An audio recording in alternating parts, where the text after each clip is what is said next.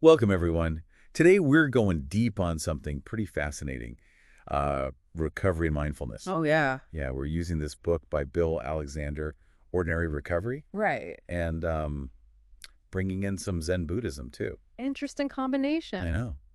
What do you think about this idea of ordinary recovery?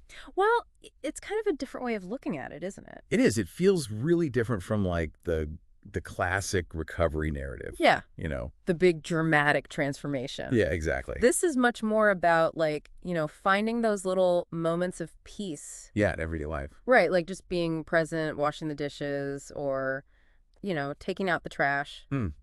So it's not like you have become, like, this completely new person. Not at all. More like just experiencing life differently. Yeah, like shifting how you see things. Okay, and I'm seeing here that Alexander found mindfulness really important. He did. I mean, traditional recovery programs, they help to a point, Yeah. but they didn't really address like the underlying stuff. You mean like the anxieties and thought patterns that might lead to addiction in the first place? Exactly. And that's where mindfulness comes in. It's about becoming aware of those patterns, not just trying to ignore them. Okay, so how does he actually use mindfulness in recovery? Like, Mhm. what does that look like? Well, he borrows a lot from Zen Buddhism, Okay. which is all about being present, like really present. Right, right. Being in the moment. Yeah, without judging yourself, just noticing your breath, your body, what's around you, even your thoughts and feelings. But without getting, like, totally swept away by them, right? Exactly. It's about creating that little bit of space. Between the impulse and the action. Yeah, that's crucial for breaking free from those addictive patterns. That makes sense. Can you give me an example? Like, how would you use mindfulness to deal with a craving? Okay, so let's say you have a craving. The traditional way is to just like power through it. Yeah, white knuckle it. But Alexander says, no, don't fight it. Observe it. Like it's a fascinating little creature. Right. Yeah. Pay attention to what it feels like in your body, what thoughts are popping up, and don't judge yourself for having it. Huh.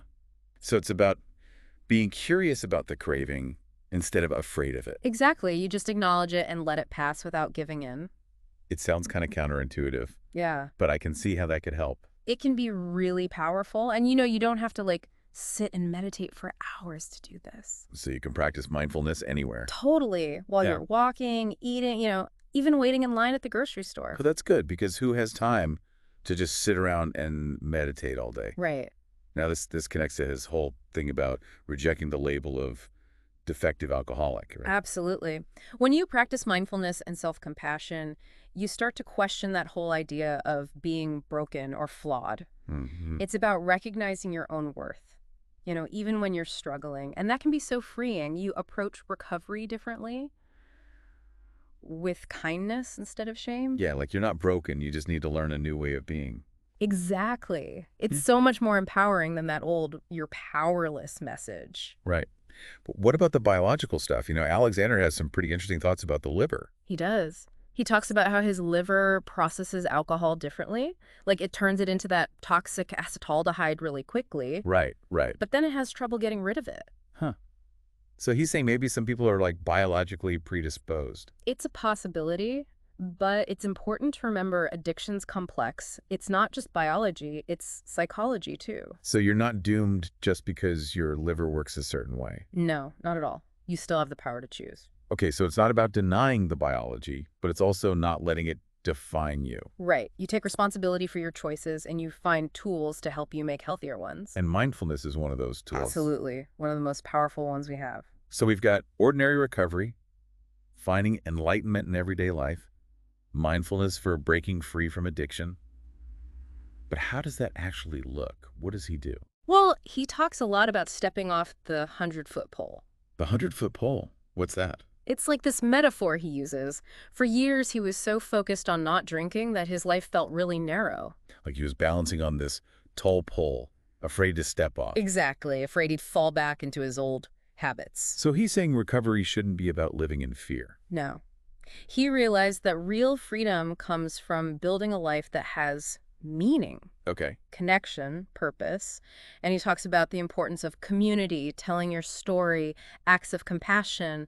All these things help you grow. I love that. And he has all these great stories from his own life, right? Oh, yeah. Some really powerful ones. I'm curious about those. Can you share one that really stuck with you? Well, there's this one about his friend Dan Yeah. and this homeless man in Seattle. Okay. And instead of giving him money, which he thought might be enabling, Right. he offered this guy a safe place to sleep in a dumpster. A dumpster. Yeah, I know it sounds strange, but Dan knew the area, and this particular dumpster was like clean and secure. It was a temporary shelter, a place the guy could rest, without being harassed. Wow. That's a really good example of what Alexander talks about, compassionate action. It is, isn't it? Like Like, thinking outside the box to help. yeah, and really considering the person's needs. Exactly. Now, Alexander also talks about forgiveness. Like in that story about reconciling with his daughter, he really emphasizes that it's not just about the other person, it's about you. It is freeing yourself from all that resentment. Yeah, all that baggage. So in a way, forgiveness is kind of like self-care. Definitely. It lets you move on, with a lighter heart. Okay, so ordinary recovery is personal transformation, but it's also about engaging with the world differently. Right. More mindfully, more compassionately. But I imagine that's got to be tough sometimes, Yeah. especially with how hectic life is these days. Always on the go. Oh, yeah. Alexander talks about that, too. He has this story about being in a shopping mall. Oh, I hate shopping malls. Right. And it was just like sensory overload, the crowds, the noise, all the advertising. He almost lost it. I feel that. Yeah. So even when you're doing well in recovery, You're still vulnerable. yeah. So what do you do in those moments when you feel yourself slipping? He talks about creating breathing room. Breathing room? Yeah, just little spaces of stillness and awareness throughout your day. Okay. Like what? Give me an example. Like letting the phone ring a few times before you answer, Hmm. or taking a few breaths, before a tough conversation. Okay, so it's about interrupting the autopilot. Exactly. Choosing to respond instead of just reacting. I like that. He mentions these gathas too. What are those again? Oh, yeah, those are short verses or sayings. Yeah. They're like reminders to bring you back to the present. Ah, okay. So instead of getting swept away by everything, You have this little anchor. yeah. And I think he even says you can write your own gathas, right? He does. Phrases that have meaning for you. I love that idea. It's like a personalized mindfulness tool. Exactly. Something you Mhm. can use anywhere. This is great. Okay, so Alexander says that even cooking can be mindful. I know. It sounds a little strange at first. Yeah, like how mindful can you really be when you're just making dinner? But he has this whole section about cooking brown rice, and he makes it sound almost meditative, like really paying attention to each step. Wow. Okay, so it's about slowing down? Yeah. Noticing the feeling of the rice, the sound of the water. Hmm. It's not just about getting food on the table. It's about the experience. Right. I remember that quote, something like, we're building an altar every moment. Yes. And every moment can be a moment of transformation, but only if we're really present. So ordinary recovery is about waking up to those moments. Yes. Instead of just going through the motions. Okay, I'm with you. So he also talks about moving beyond that label, recovering alcoholic. Why is that so important? He felt it was limiting, like it kept him stuck in the past. Ah, so it's about seeing yourself as more than your addiction. Right. And he talks about this Buddhist idea of Sangha. That's spiritual community, right? We talked about that before. Yeah, the idea that we need each other to heal. Sharing your story, listening to others, Mhm. it can be really powerful. It is. But he also says you can't become too reliant on external support. So there's a balance. Yeah, like you can get addicted to recovery itself. Wow. Didn't think about that. He saw it happen. People more focused on their identity as a recovering alcoholic than actually living. So it's about finding that middle ground. Yes, where you're getting support, but also building your own strength. Okay. I like that. One thing I was really curious about is how he talks about God's will. He doesn't seem very religious. So how does that fit in? Well, he kind of came to see it differently, through Zen Buddhism and his experience with AA. Oh. He started to see God's will less about like a specific command from God and more about like choosing to live a certain way. So kindness, compassion, helping others. Exactly. It's about aligning your actions with something bigger than yourself. I like that. And it doesn't even have to be tied to religion, really. Right. It's more about a commitment to a certain way of life, and that gives you a sense of purpose. And that could be so powerful in recovery. Definitely. And he also warns against, thinking you're chosen or special because you're in recovery. Oh, yeah, that makes sense. Like, that kind of spiritual ego can get in the way. Yeah, if you're too focused on how special you are. You miss out on that connection with everyone else. Yeah, everyone's struggling in their own way. Now, there's this story he tells about a guy who was always, like, pushing his buttons. Oh, yeah. It would have been so easy to just get angry. Right.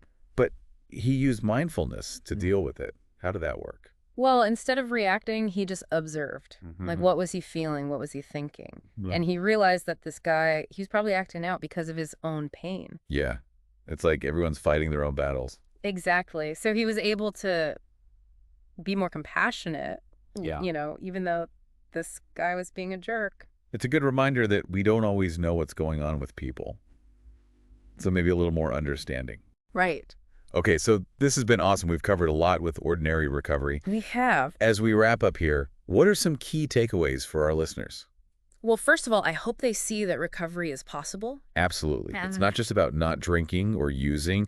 It's about building a whole new life. Right. A good life, full of meaning and connection. And anyone can do that. Anyone. And I think Alexander's emphasis on mindfulness is so important. Yeah, it's not just a fad. It really works. It helps you deal with cravings, emotions, stress. It makes life better, even if you're not in recovery. Absolutely. And remember, you don't have to be a monk to practice it. Right.